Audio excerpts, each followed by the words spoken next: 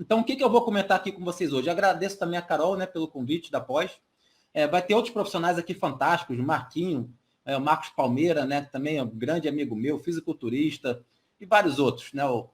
E eu hoje vou comentar aqui sobre a questão das proteínas. Vai aparecer algumas marcas de suplemento, mas já deixo claro, obviamente, que não tem conflito de interesse nenhum, tá, gente? É só para realmente exemplificar, tá? E aí, só uma introdução, isso aqui é uma aula, é uma mini aula, uma introdução de tudo que vocês podem ter como potencial numa pós-graduação dessa, que vai ser multiprofissional, né? Várias áreas ali atuando com foco aí no fisiculturismo e composição corporal. Então, esse slide aqui para dizer, né? Você está vendo um iceberg ali, que realmente todo mundo, quando vai aqui na praia, no Rio de Janeiro, em qualquer lugar, vê aquele garotão todo bonito, fortão, corpo delineado, musculoso, ou aquela mulher também, né? Toda linda lá, corpo delineado, musculoso, percentual de gordura baixo. Todo mundo só vê a ponta do iceberg, né? Ninguém vê ali por trás o que está acontecendo para ter aquele corpo. Muitas das vezes, até o ser humano vai querer abaixar o balão do outro e falar assim, olha só, tá bombado, tá tomando esteroide anabolizante. Olha, que esteja, vamos dizer assim, que esteja. Mas olha por um pouquinho lá abaixo do iceberg. Tem muita coisa envolvida e hoje eu vou falar um pouquinho disso. Na verdade, vocês podem ver aqui dentro da brincadeira do slide o treinamento de força que poucos fazem hoje com seriedade. Então, se você for ver hoje na academia, vai na academia treinar. Tem muita gente fazendo Reels, Story, né, fazendo entrevista até ao vivo e tal, mas treinar mesmo que é bom, nada.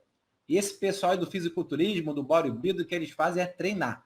Treinamento. E o treinamento é o rei. A gente vai falar de alimentação, vai falar de nutrição, pode falar de periodização do treinamento, como a Carol já bem falou, né? Tem a fase do cut, tem a fase do bulk, tem a fase ali off-season. Caramba, isso aí é uma periodização de treinamento e vai ter uma periodização nutricional para atender a demanda desse treino, com um objetivo específico de cada sessão de treino. Pensando aí, por exemplo, ao longo de um ano, num macrociclo, num mesociclo, até chegar no microciclo. Eu sei que podem ser termos agora estranhos para alguns, mas na pós-graduação vocês vão sanar essas dúvidas. Treinamento desportivo, nutricionista esportivo tem que entender de fisiologia do exercício um pouco, tem que entender de periodização do treinamento, entender os termos, porque é isso que vai chegar no seu consultório. Você vai ter que saber qual é a fase de treinamento dele, para poder pensar junto com o profissional de educação física, ou treinador, ou coach, quem estiver passando aquele treinamento, entender qual é a fase do treino, qual é o objetivo, porque a nutrição está ali para agregar. Nunca sozinha, nem o treino, nem a nutrição. Porque o treino sozinho, sem nutrição, você não está treinando. Você está se esforçando, está perdendo tempo. Ou, pelo menos, não vai achar no seu potencial. E fazer uma nutrição dita perfeita, mas sem olhar o treinamento, também, para mim, não faz sentido. Então, tem que ter essa dobradinha. E isso aqui, esse slide agora, é como se fosse ali aquela parte ali do fundo do iceberg. O pessoal na praia só está vendo aquele corpo musculoso, mas não está vendo a dedicação, resiliência, o dia após dia daquele atleta. Então, estou simbolizando ali, saindo do bíceps ali do Arnold Schwarzenegger, o maior de todos, treinamento, descanso. E o que eu marquei ali está representando a proteína, que é o tema da minha palestra. É um aminoácido. Estaria representando a proteína. E aí tem um relógio que a gente tem que falar da distribuição dessa proteína, tem a questão genética, que é outro símbolo, para assim você potencializar toda a hipertrofia. É claro que também tem a questão do carboidrato, do lipídio, micronutriente, suplementação, tudo isso tem. Mas aqui é uma aula rápida, introdutória, para vocês verem o potencial dessa pós, que vai transformar a maneira de como vocês enxergam esse e outros esportes. Então, aqui também na brincadeira, na parte esquerda do slide, você pode ver o treinamento é o rei. E realmente é. Se você não treinar com seriedade, você não vai desenvolver todo o teu potencial. E a nutrição está ali, é a rainha. Muito importante, fundamental. Então, tem que ter essa dobradinha no jogo de xadrez. As peças mais importantes, o rei e a rainha. Não só para treinar com qualidade, mas para recuperar também com qualidade esse atleta.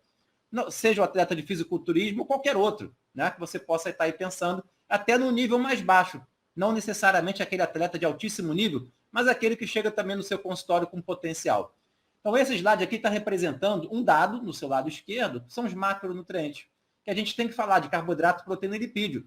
num planejamento dietético assertivo. Hoje eu vou falar um pouco mais da proteína. E aquele outro símbolo ali no seu lado direito é para simbolizar que o fluxo metabólico no corpo humano é dinâmico. E dependendo até da fase de periodização do treinamento, como eu falei, vai oscilar bastante, ou pode oscilar bastante, ainda mais dependendo do esporte, a questão dos macronutrientes. Então, é dinâmico, longe de ser estático. Eu vou falar da proteína, mas esse slide inicial é sobre o carboidrato. E como bem falou a Carol, né, você tem dois momentos ali bem separados, vamos dizer assim. A fase do cut, onde você quer mais emagrecimento, percentual de gordura baixo, já está próximo do palco para o atleta de alto nível. E tem a fase do bulk, onde você quer ganhar peso, ganhar massa magra, né? Ganhar até massa gorda também vem a rebote.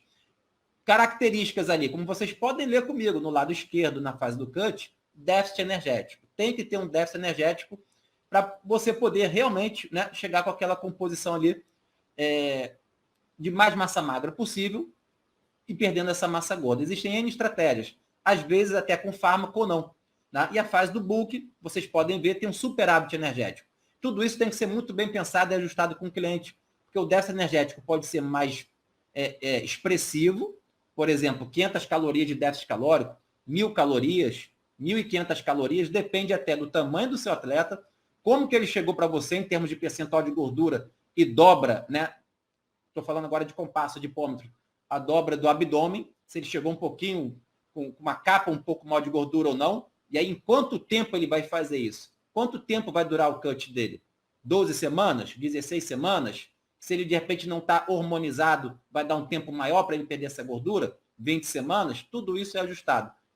Com o treinador, com o nutricionista, com o atleta, tá? Então aqui uma visão geral. Mas com certeza o carboidrato, por comparação, né? O carboidrato na fase do cut está bem deprimido e na fase do bulk o carboidrato já está bem avantajado. E com certeza também com um déficit energético mais expressivo, realmente o seu atleta não vai ter muita força para treinar muito pesado, nem esse é o foco, tá? E a fase do bulk você tem energia de sobra para treinar, com superávit energético, incluindo aí o carboidrato. Mas como eu disse para vocês, aqui o meu tema central é a proteína.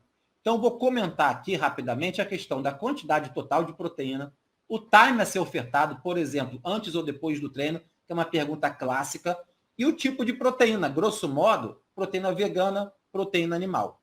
Tá? Então, esse vai ser meu direcionamento aqui. Começando pela quantidade total de proteína, que, no meu entender, é a variável mais importante, quando eu falo em proteína especificamente. Não é a variável, não é a única variável, mas é a mais importante. Porque se eu errar logo de cara na base da pirâmide da proteína, que é o total dela, por exemplo, o Thiago tem uma demanda de 150 gramas de proteína por dia. 150.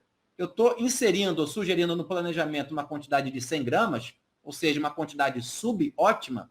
Vocês vão concordar comigo que a discussão, se eu for ofertar essa proteína a cada 3 horas, ou a cada 5 horas, ou a cada 4 horas, ou a cada 6 horas, perde um pouco a relevância. Porque, na verdade, eu já estou perdendo potencial anabólico para o meu sujeito, que eu errei na base da pirâmide, que é a quantidade total de proteína. Tá? Da mesma forma, seguindo o raciocínio, o tipo de proteína também. Né? Se a gente errar logo no início, fica menos relevante essa discussão. Bom, então, voltando para a proteína aqui, o que a gente pode observar aqui? As duas fases ainda, a do cut e a do bulk. Eu estou focando rapidamente agora na do bulk. E a do bulk vocês podem observar que o Arnold Schwarzenegger realmente ele está mais cheio. Já não está tão definido, não está tão rasgado como a gente fala, né? Você não vê ali o ventre muscular aparecendo, longe disso, comparado com outra foto.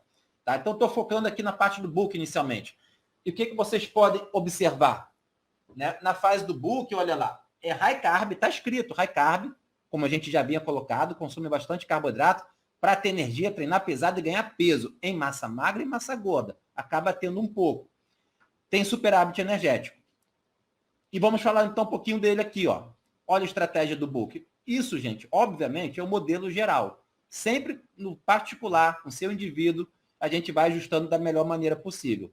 Mas o bulking é um superávit calórico. É a fase até difícil, tá? Tem muito atleta que acha muito mais difícil ganhar peso, que ele tem que comer, às vezes, até sem fome, do que a fase do cut. Tem muito atleta que você pode perguntar que a fase do bulk para ele é até a pior. Ganhar peso é mais difícil do que perder. Então, o que acontece ali na estratégia do Book? Olha lá, mais ou menos 10 a 20% do VET.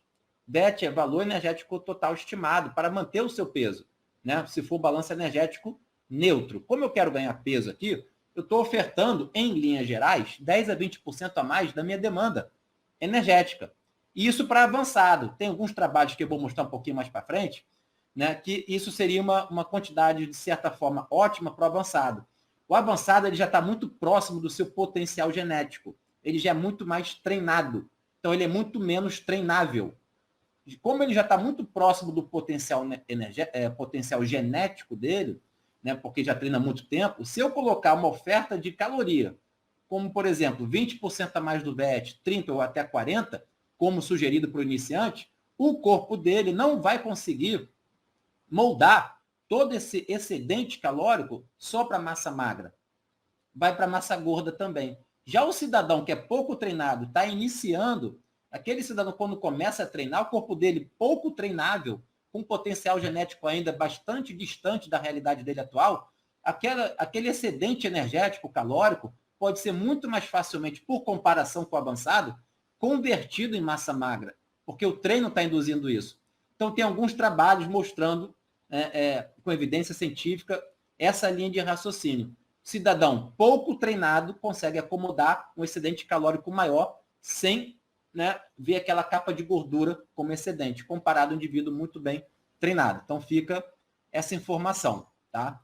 E aí, ali, alguns valores ali do seu lado direito acima, né, de carboidrato, por exemplo, que varia bastante, realmente, isso é muito particular, tá? Mas mulheres, na forma geral, na fase ali do Book, 4 a 7 gramas de carbo quilograma peso. Isso também depende muito até, aí o Marquinhos vai poder falar muito melhor, eu acho que ele está aqui amanhã com vocês, quando você vai falar se, por exemplo, é um fisiculturista fitness ou outra categoria, men's physique, por exemplo, uma categoria que ele não precisa estar tão grandão, tão fortão, longe disso. E está dentro do guarda-chuva desse esporte, que é o fisiculturismo.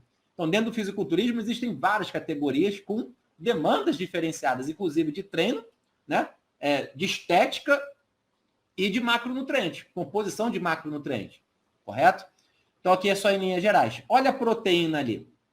Em torno aí de 1,5, 1,8, 2 gramas de proteína quilograma peso no Book. Quando você vai para o Cut, como a gente já viu e vai ver que eu vou reforçar, essa proteína acaba aumentando um pouco ao longo do dia. Né? Pode aumentar, chegar a 2, 2,5, 3, quem sabe 3,5 grama quilograma peso, e a gente sabe que tem atletas que utilizam até um quantitativo até maior, tá? Por um período curto, né? O Cut é um período curto, tá? Período até mais curto que normalmente o Booking é. Então, por exemplo, aumentar a densidade energética de forma moderada, grande incremento no VET aumenta a chance do incremento no percentual de gordura, estratégias intercalar refeições sólidas e líquidas, que o cidadão, o atleta, às vezes não consegue comer só com alimento sólido, que é um volume de comida muito alto, muita caloria a ser ingerida ao longo do dia. Refeições líquidas incrementam o VET sem induzir tanta saciedade. Então, olha aí os suplementos, por exemplo, para poder ajudar. Alimentos de preferência do paciente, do cliente, com certeza, né? Tem que ser ajustado à rotina do seu atleta. Suplementos alimentares, às vezes ele tem patrocínio que pode ajudar também. Atividade aeróbica apenas para manter o condicionamento, não é o foco nesse momento. A atividade aeróbica já vai aumentar um pouquinho mais na fase do Cut. Treinamento intenso com um profissional de educação física, o Cut, né, o outro atleta mais experiente. Dieta sempre individualizada, aquele jargão, mas de fato tem que ser. Olhando agora um pouquinho para o lado do Cut, que é aquela fase que eu tenho que diminuir o percentual de gordura, né, o déficit energético está implementado, que pode ser de 500 calorias por dia, 1.000, 1.500, o que a gente sabe. Obviamente, quanto maior o déficit calórico diário, quanto maior esse rombo, vamos dizer assim, no déficit calórico, maior a chance de perda de massa magra, principalmente para o seu atleta que não está hormonizado. Quem está hormonizado com esteroide anabolizante, ele consegue fazer toda uma sinalização de mTOR, por exemplo, e diminuir a proteólise, retendo aquela massa magra, mesmo com déficit calórico importante. Então, se você tem um cliente que, de repente, não é um fisiculturista de elite, não é um atleta, né, e não está utilizando nenhum tipo de esteroide anabolizante, se você der um déficit energético muito gritante, o seu corpo vai sentir e pode perder massa magra, especialmente no indivíduo que já está magro. Né? Então, se você tem um cliente obeso, é o próximo slide, se não me engano, exatamente isso. Olha só que interessante, um trabalho científico de 2015. Eu apresentei esse trabalho no Rio Health Nutrition, Luciano. Estava dentro do contexto lá da aula. Olha a razão P. Para quem não conhece, o que está dizendo a razão P? Observe no gráfico. O gráfico tem duas populações. População número 1 é o magrinho, com 9% de gordura, como você pode ver ali no eixo ali embaixo. Eu destaquei em amarelo, número 9. Ele tem 9% de gordura. E a população B é o obeso, com 25% de gordura, por exemplo. Agora, olha o tracejado em vermelho no gráfico. Pega o número 9, 9% de gordura, o magrinho. Olha o tracejado vermelho. Ele para onde? 0,3. Tiago, 0,3? O que é isso, 0,3? Está querendo dizer o seguinte, resumidamente, um indivíduo magro, que não tem muita gordura para perder, ao ter um déficit calórico, gerar um déficit calórico, ele está perdendo, para cada 1 quilo na balança, 1 quilo na balança, ele está perdendo 300 gramas, ou 30% de quem? De massa magra. 300 gramas ou 30% de massa magra. Isso é a razão P. Olha o cidadão obeso que tem muita gordura para tirar. Para cada 1 quilo que ele perde na balança, se a gente fosse olhar a composição desse peso perdido, te desse um zoom ali e fosse olhar, gente, 0,1, 10%. Para cada 1 quilo na balança, 900 gramas são massa gorda. 10%, ou seja, 100 gramas é massa magra. Olha a diferença. Tem algumas variáveis que podem impactar positivamente para reter essa massa magra. Como, por exemplo, eu treinar força, aumentar a proteína da dieta e aumentar a creatina. Exemplos básicos. Fazer treinamento de força, suplementar a creatina, inclusive até não ter um déficit calórico tão grande aqui. Até 500 calorias, por exemplo. Aumentou o déficit calórico, principalmente no magrinho, não hormonizado, aumenta a chance de perda de massa magra. Tá? E aí olha o seu atleta aqui, por exemplo. O seu atleta não tem 9% de gordura. Ele tem, por exemplo, eu botei ele no gráfico, mais ou menos 4% ou 5% de gordura. Faz o tracejado vermelho para ele. Dá 0,4. Então, ele poderia potencialmente perder até 40% de massa magra para cada 1 quilo na balança. Provavelmente isso não vai acontecer porque normalmente eles estão hormonizados, os de elite. Né? Mas se você tem um paciente com uma composição corporal já ajustada, não atleta, que chega no seu consultório e ainda assim quer perder mais massa gorda ainda, preste atenção, não dá um déficit calórico tão gritante. Porque quanto maior o déficit calórico, a possibilidade de perder massa magra aumenta. Então, novamente, para reter essa massa magra, treinar força, mesmo obeso, treinar força, aumentar a creatina e aumentar a proteína na dieta. Não é nem tanto o carboidrato ou lipídio, a proteína seria o mais importante quando a gente pensa nos macronutrientes. Aqui é um outro slide falando a mesma coisa, né? Com outro visual. A razão P está ali, cidadão obeso com 90% de gordura perdida para cada 1 quilo e massa magra 10%. Do seu lado direito, o indivíduo mais magro, com 9% de gordura, perdendo 70% de massa gorda e 30% de massa magra. Vocês observem que é o triplo. O cidadão magrinho está perdendo 3 vezes mais massa magra que o cidadão obeso, justamente porque ele não tem massa magra para tirar. Desculpa, ele não tem massa gorda para tirar do corpo dele, já está bem magrinho. Então, pensa nisso. Tá? Então, a composição corporal inicial é o preditor mais importante da variabilidade dessa razão P. Então, é o preditor mais importante dessa variação aí da razão P que vocês já entenderam. Vamos seguir. Esse é o slide que eu já dei spoiler. Retenção de massa magra durante o cut. Como fazer? Então, quanto maior o déficit energético diário, pior. Quanto maior o déficit energético diário, 1.000 calorias, 1.500 calorias de déficit diário, pior para a retenção de massa magra. E é o fator mais importante e determinante. É o déficit energético total diário. Quanto mais magro for o indivíduo e menor o percentual de gordura a atingir, né, com certeza você pode perder mais massa magra ainda. Quanto mais magro você já for e quanto menor o percentual de gordura atingir, ou seja, você quer ficar mais magro ainda, né, aumenta a chance de perder massa magra.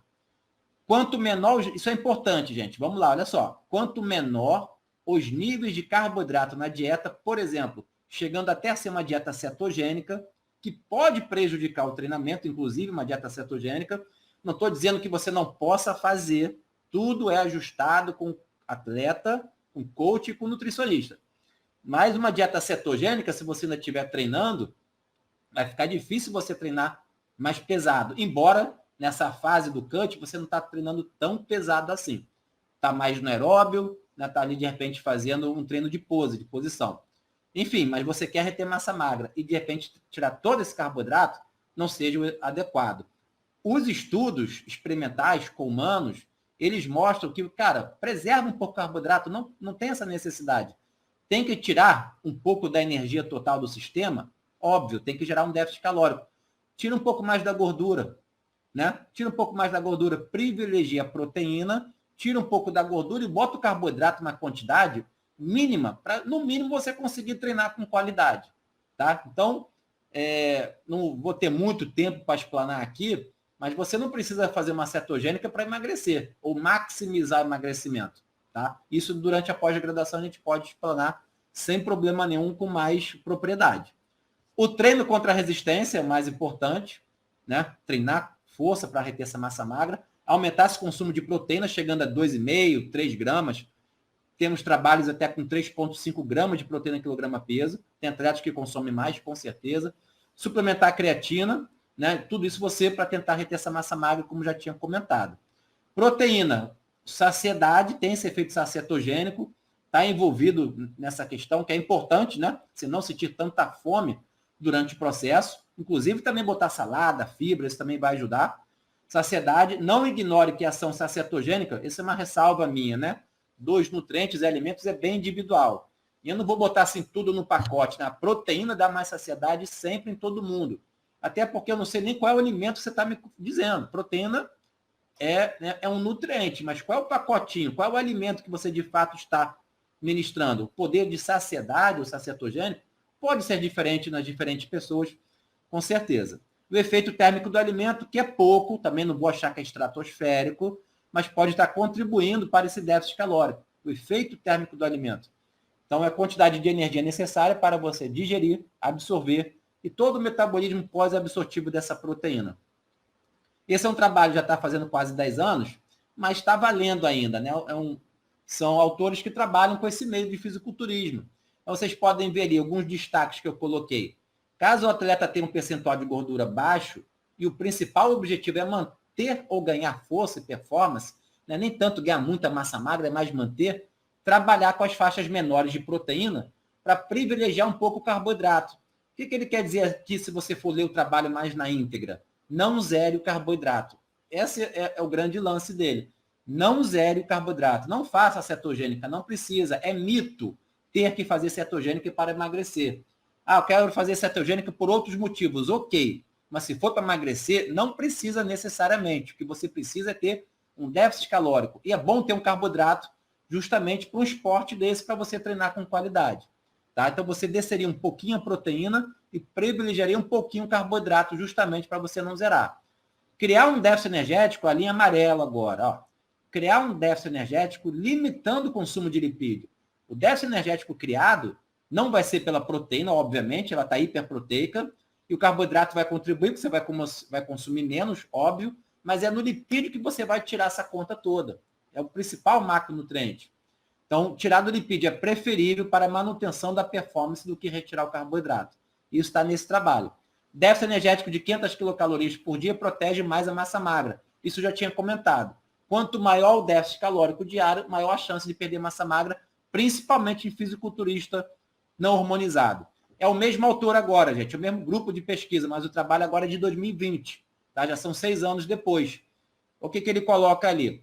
Como não há evidência de que o consumo de proteína em indivíduos saudáveis induz acometimentos na saúde, trabalhos do José Antônio, né, que é o presidente da Sociedade Internacional de Nutrição Esportiva, nós recomendamos um total de 1,8 a 2,7, vamos botar 3 a 3,5 gramas de proteína quilograma peso. Isso na fase do cut, que eu tenho que privilegiar a proteína para reter massa magra e, quem sabe, até aumentar um pouco essa massa magra. Mas pelo menos para reter, dar mais saciedade e efeito térmico do alimento. Beleza? Acho que esse aqui ficou claro. Uma ressalva minha aqui, que eu acredito, é o seguinte: se você botar 3,5 gramas de proteína, 3 que seja, mas fosse uma dieta de churrascaria, carne com gordura saturada, vai mal para a sua saúde. Então, eu aconselharia muito mais uma dieta no padrão vegano. um padrão vegano ou misturado, um pouquinho de carne, peixe eventual, mas churrascaria, como foi feito alguns bons anos atrás, quando você vai ver o meio do fisiculturismo, né, empiricamente, tinha que ter carne, isso mudou também. Então, vamos colocar leguminosas, por exemplo. Às vezes tinha aqueles mitos, né, não pode colocar feijão, não pode isso, não pode aquilo. Pode sim, sem problema algum. Tudo ajustado com essa equipe multiprofissional. Né? Então, aqui, por exemplo, também fazendo um overview, né, bem geralzão, uma estratégia pré-contest, né? Assim, você já está na fase do cut, está querendo emagrecer, secar, rasgar, aparecer aqui aquela musculatura, porque você já vai competir. Então, o que vocês podem observar aqui nessas setas, aqui bem no meio do slide, né? Essas setas para baixo. Está querendo dizer o seguinte, aquela primeira seta, 12 a 16 semanas, mais ou menos a fase do cut. De 12 a 16 semanas, um pouco mais, um pouco menos. Se seu atleta já chegou com um percentual de gordura para você no consultório de nutrição, percentual de gordura mais ajustado, de repente com 12 semanas você consegue fazer. Se ele chegou com uma dobra de abdômen um pouquinho mais avantajada, você requer um tempo maior para poder trabalhar com esse atleta. Se ele não for hormonizado, o déficit calórico não pode ser tão grande. Então esse tempo aumenta. Se ele tiver hormonizado, ele pode gerar um déficit calórico maior, mais agressivo. Então, o tempo do cut pode diminuir, porque ele vai chegar lá com um percentual de gordura adequado. E ao longo do tempo, é a segunda seta agora, percentual de gordura, ao longo do tempo que está se aproximando do palco, o percentual de gordura vai caindo, obviamente, porque tem um déficit calórico gerado, né, que é ali aquela terceira seta. Aí eu coloquei ali para provocar, né, porque você vê muita coisa em rede social. As fibras podem estar ali, com certeza. A fibra, inclusive, é muito bom para a sua microbiota. Né? Tem que trabalhar a microbiota do atleta. Então, fibra pode estar no cardápio, dá saciedade, vai ter vários benefícios ali, probióticos. Né?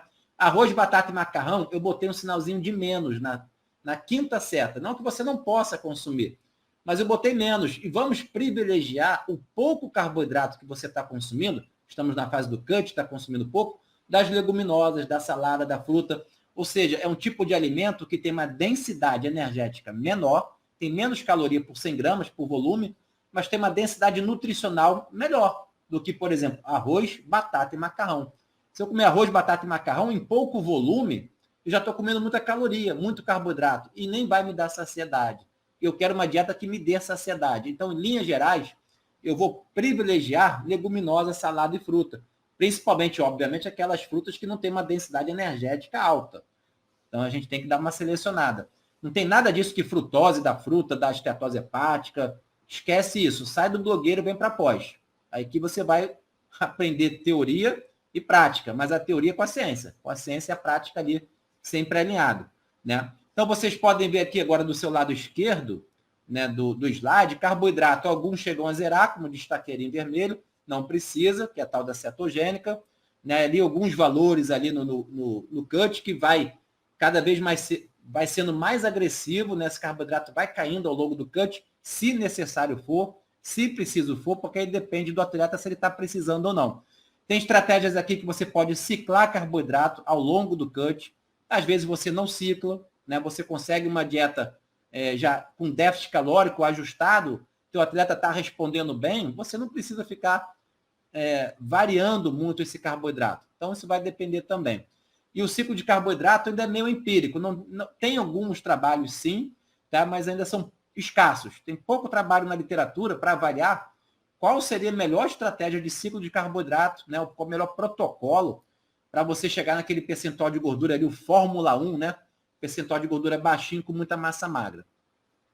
Proteína total, já destaquei ali, incluindo a proteína dita vegana, né? Você tem que somar tudo no seu planejamento, tá? E aí sim, a questão da hidratação, tem ali embaixo, vocês podem ver um halter, quer dizer, o indivíduo ainda está treinando, tem ali agora uma bicicleta, o indivíduo está fazendo aeróbio, às vezes está fazendo aeróbio 1 hora de aeróbio por dia, atividade moderada, se for aumentar a intensidade, às vezes fazer até um HIIT, tem que aumentar um pouquinho o carboidrato, se esse aeróbio for de uma intensidade mais elevada, que aumenta a demanda por carboidrato, né? Se for aquele leve moderado, talvez não precise aumentar tanto o carboidrato, tudo bem. Alguns fazem aeróbio em jejum, ok, como estratégia, beleza, tá? Então esse é o geralzão aí dessa estratégia do pré-contest, tá? Ali em cima, como vocês podem ver, também destaquei em verde, uma redução gradativa do carboidrato, como eu já tinha citado.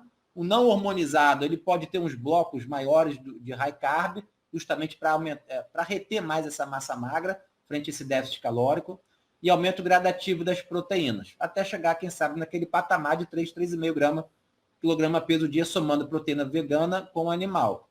A proporção deve considerar a resposta individual. Com certeza tem atleta que é abençoado geneticamente, que ele consegue, né, mesmo assim fazendo até coisa errada, o cidadão vai ser o campeão.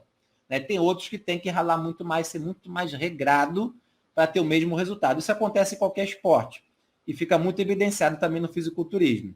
Tá? Então seria mais ou menos isso. Conteúdo energético, aquela mesma publicação de 2020. Preparação para a competição, pré-contest, pode durar de 3 a 4 meses, como eu citei, são ali 12 a 16 semanas, ou mais eventualmente, principalmente quando chega com aquela capinha de gordura a mais e não está hormonizado.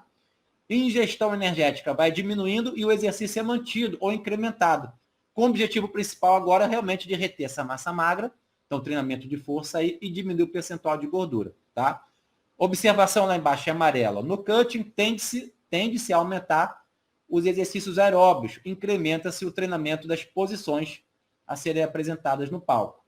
Ali em cima à direita você pode ver um perfil de déficit calórico, tá? Algumas possibilidades, chegando até 1.000 calorias de déficit, principalmente para quem está usando o esteroide. Depois dessa fase do cut, o atleta ele tem que carregar carboidrato, até de forma similar ao atleta de endurance, porque ele tem que chegar no palco cheio de glicogênio corporal, cheio, inclusive com água, né? O glicogênio retém água, aí aquele músculo vai ficar grandão, literalmente, hipertrofiado. Então, na literatura, tem-se o nome de peak week. Alguns fazem durante uma semana, ou 3, 4 dias, por exemplo, antes do palco, aumentar bastante esse carboidrato load. Vem com carboidrato a mais, tem trabalhos com carboidrato bastante agressivo, estou falando aqui na casa de 7, 8, 9 gramas de carboidrato quilograma peso. Tem trabalhos científicos até aqui do Brasil, pesquisador brasileiro, com atleta de fisiculturismo, avaliando essas questões. Bem interessante o trabalho, depois eu posso passar para vocês. E na pós vai ser colocado com certeza. Então, nessa peak week, carboidrato load, muito carboidrato. Como eu não posso aumentar muito o meu VET, né, o total de energia que eu estou ofertando, a tendência da proteína cair drasticamente nesse momento. A proteína cai para valorizar agora o carboidrato.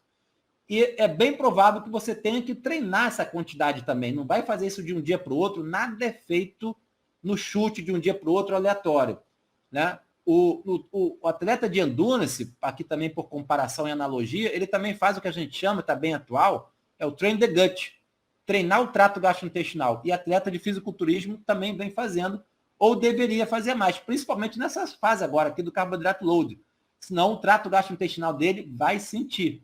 É bom que ele treine essa quantidade toda em outros momentos da periodização.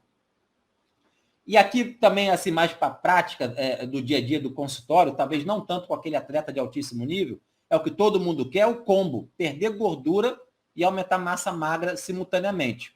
Né? Isso é possível? Isso é possível, dá para fazer. Né? Então, o que pode acontecer? O que tem na literatura? Olha esse trabalho que interessante.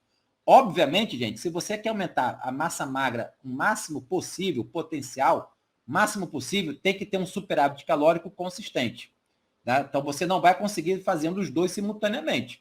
Ganhar o máximo de massa magra e perder o máximo de gordura. Não dá. Você vai fazer o meio termo ali. Tá? Então, o que esse trabalho vem dizendo? Ele diz o seguinte, olha ali marcado em amarelo. Para os sujeitos treinados ou os mais avançados, próximo ao potencial máximo, a sugestão é ingerir aproximadamente 110 a 120% do VET. Isso vocês vão lembrar, quando eu falei do book, lá para o terceiro slide. Aumentar 10, 20% do VET para o sujeito treinado, que já está próximo do potencial genético dele. Se ele aumentar mais do que isso, a capinha de gordura vai vir mais. Tá? Então, isso está referenciado aqui. Sujeito treinado ou avançado, 10 a 20%. Ou seja, 250 a 500 calorias a mais por dia. E principalmente de proteína, não tanto de carboidrato. Proteína seria o principal. Olha o amarelo aqui na sua direita, agora embaixo. Indivíduos não treinados, iniciantes ou destreinados, que pode ser uma realidade do consultório. Ingerir aproximadamente 120 a 140% do VET, ou 500 a 1.000 calorias a mais. Começa com 500 e vem subindo. Né? E aí poderia até ser com carboidrato. E tem que garantir que ele está treinando, tá, Nutri? Então você tem que olhar o profissional de educação física.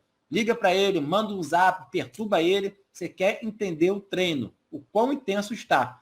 E por isso você tem que entender de treinamento. Né? Senão ele vai te dar informação e você não faz ideia se aquilo ali é intenso ou não. Tá? Com certeza a categoria do atleta pode afetar essas estratégias e as necessidades, aqui é o âmbito geral, e aí você vai ter diversos profissionais aqui na pós-graduação que vão poder te auxiliar com um caso clínico real, né? Você vai ter toda a segurança para poder prescrever de forma mais assertiva possível para esse tipo de atleta. O time, gente, já falei da quantidade, algumas manobras que podem ser feitas.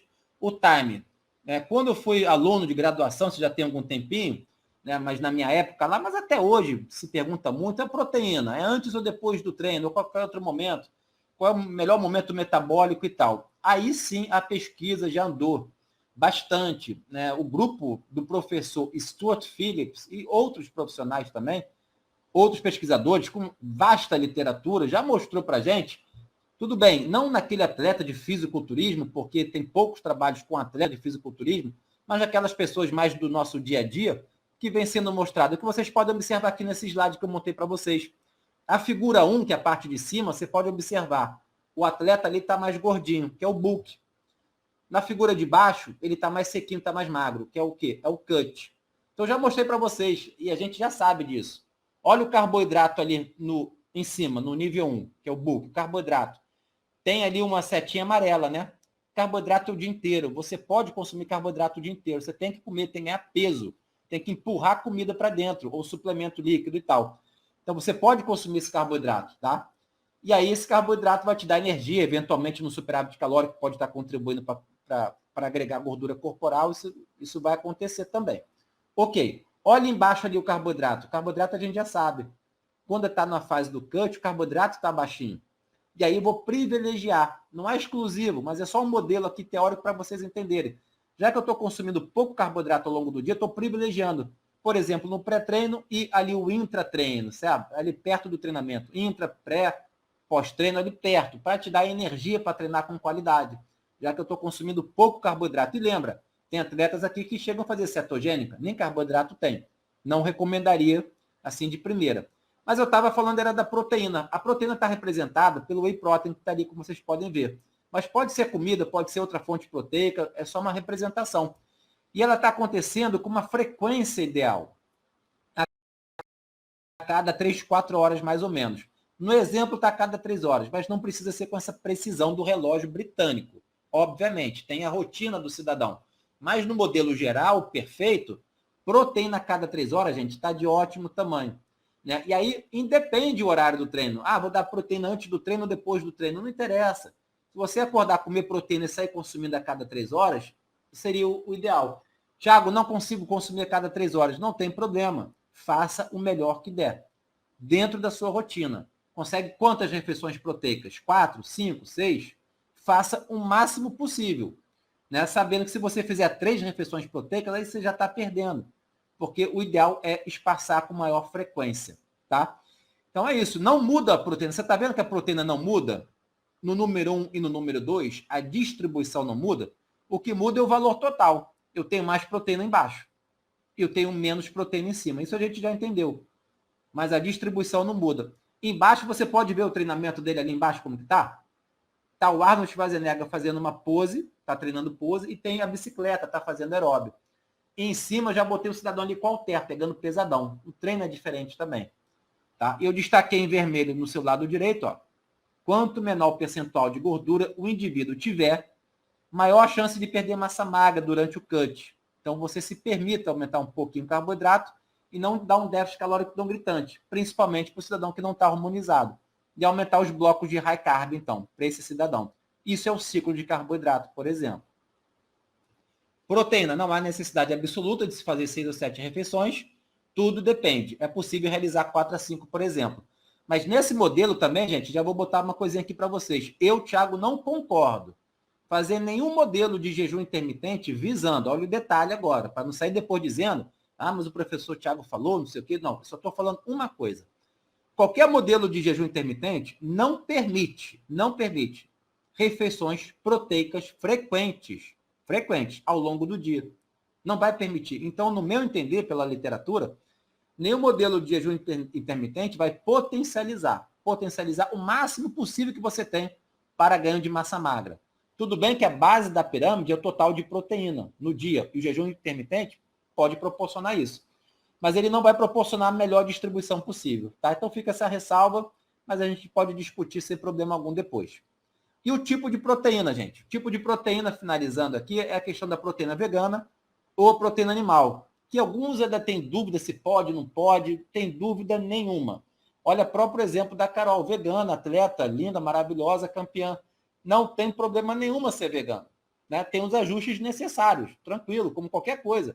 Você tem, por exemplo, o Djokovic é vegano, as irmãs Serena Williams do tênis são veganas, o Lionel Messi, parte do período do ano, ele é vegano, depois ele se permite comer carne. Quer dizer, tem vários exemplos aí, tá? Então, não há problema. O que a gente tem que entender de fisiologia, bioquímica e aplicabilidade, né? Respeitando o nosso paciente. Se ele é vegano, se ele é vegetariano, ovo-lacto-vegetariano, se ele é onívoro, come de tudo, respeitando. Então, tem possibilidades. O mercado vem aumentando. Não só o produto manufaturado, como está aqui, mas também a suplementação magistral. Você pode também pensar em um aminoácido, por exemplo, limitante em uma determinada proteína vegana, você pedir uma suplementação de uma leucina isolada, isso também é possível. Tá? Então, vamos pensar nisso.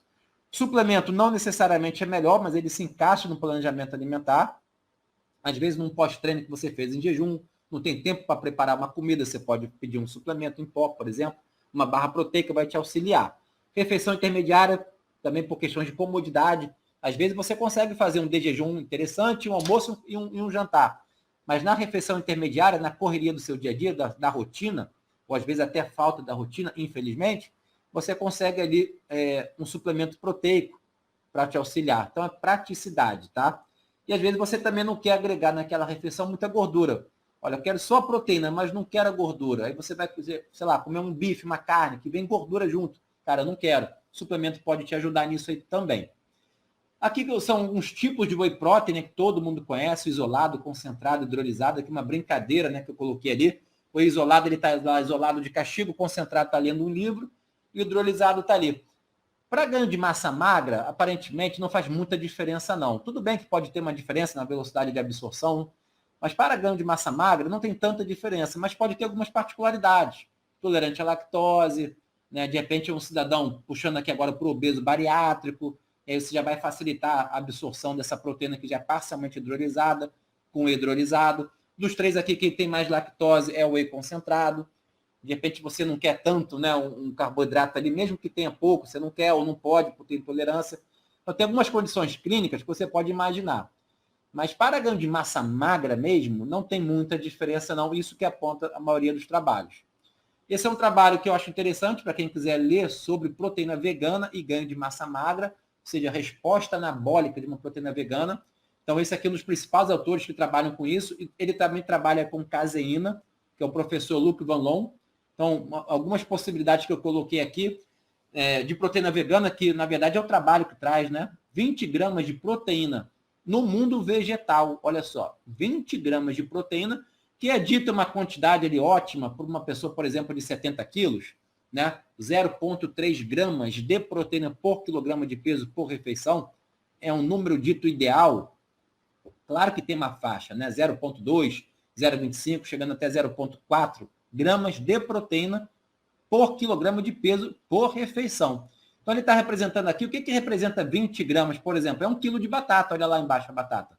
Comer 1 quilo de batata para ter 20 gramas de proteína, não dá, tá? Aí são mais ou menos 90 gramas de soja, 240 gramas de ervilha, por aí vai.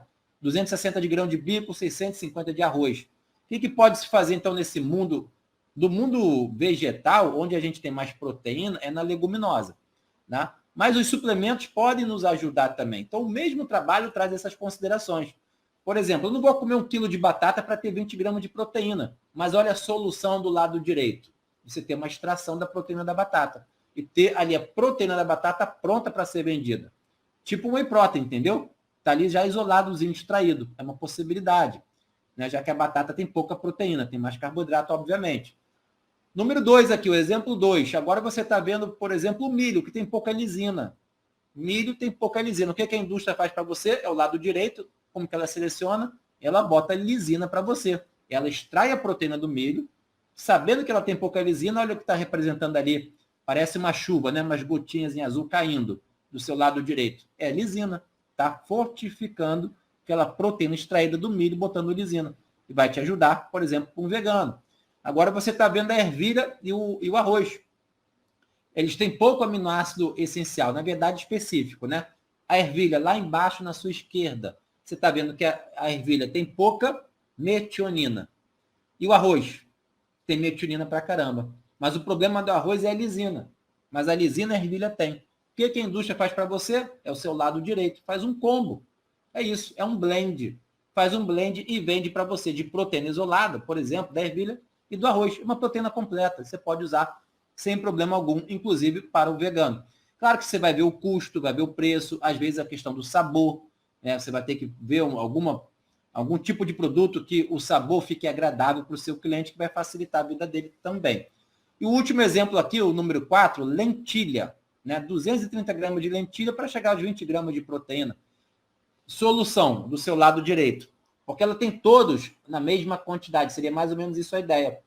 Ela tem, proporcionalmente falando, todos os aminoácidos, mas em quantidade baixa. E aí você deveria ou poderia consumir um pouco mais da lentilha para chegar nas 20, 30 gramas que você deseja na refeição. Comer um pouco a mais dela, porque ela tem todos de forma equilibrada, só que tem pouco. Tá? Então seria mais ou menos a ideia aqui, sugestão do trabalho. Isso aqui eu coloquei no meu Instagram, né? Eu fiz um post, né, fazendo essas considerações. Eu cheguei no modelo de pirâmide de proteína, já que o tema da aula principal aqui é proteína. A base da pirâmide é o mais importante, como eu já tinha falado no início aqui da nossa aula. Né? E eu botei 2 bonequinhos do Thiago também para provocar. Do lado direito, leguminosa. Sempre lembrando que o vegano, ok, dá para ser vegano nesse mundo também. E o outro lado ali, modelo churrascaria. Tá? Então dá para fazer os dois. E a base da pirâmide, que é o mais importante, total de proteína ao longo das 24 horas, independente se origem animal ou vegetal. Total de proteína é o mais importante. A gente não pode dar muito mole nesse ponto, não errar ali. Segundo nível de evidência, distribuição, fracionamento das refeições. Não adianta só ofertar as 200 gramas de proteína que o Thiago precisa. Se ofertar isso só no jantar, ou sei lá, 100 gramas no almoço e 100 no jantar, tá legal? Não, não tá legal. Segundo nível de evidência para maximizar, para potencializar esse ganho de massa magra, distribuição, a cada 3, 4 horas mais ou menos. Depois, qualidade da proteína, que é a proteína animal e vegetal, com aquelas considerações. A proteína vegetal tem as considerações que eu já coloquei. Às vezes você vai ter que fazer um blend, às vezes colocar um aminoácido essencial suplementado por fora, às vezes consumir um pouco a mais daquele produto para atingir a demanda. Tá? Então, aquelas considerações. E a suplementação facilita a nossa vida. Tá? Não necessariamente ela tem que entrar, mas que facilita muito sim. Tá? E é uma suplementação que a gente pode e deve usar. Nutricionista não usa só alimento, não. Usa suplemento também. Bom, aqui, gente, para quem quiser mais material, né, para dizer que a minha fala não foi só da minha cabeça, tem literatura realmente. Anos 70 era tudo muito empírico, anos 80, né, começando, era tudo muito empírico, mas hoje tem bastante literatura já sendo estudada que embasa a nossa prática clínica também. Então, aqui tem algumas, mas tem muito mais do que isso, vocês podem ter certeza. E é isso. Obrigado, fico aqui à disposição.